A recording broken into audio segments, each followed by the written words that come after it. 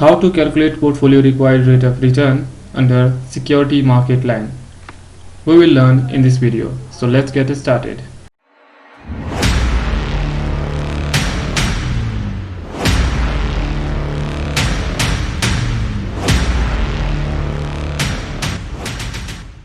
Alright, here we can see that we have a questions. Okay, in these questions we have a beta coefficient and rate of return data of the market and portfolio that I have taken from our previous video. You can watch that video by clicking on the I button. Okay, and here I have used the 5% for a risk-free rate of return as a randomly. Okay, now based on these questions, let's calculate the portfolio required rate of return under this model. Okay, so let's calculate it.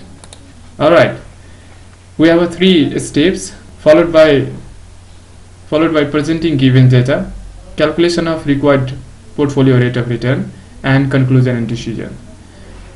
You can see that I have partially done with the first step, that is this one. Okay, which are nothing but it's a question part. Okay, now let's move on to our second step to calculate required portfolio rate of return. Okay, so click here and let's follow this formula displaying here. Okay, so I'm going to use this formula here. So press the equal to sign.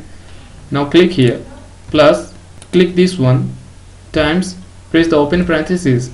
Now click here, minus, click here, and now press the close parenthesis. Now press the enter key. Alright, 8.94%, which is our required portfolio return.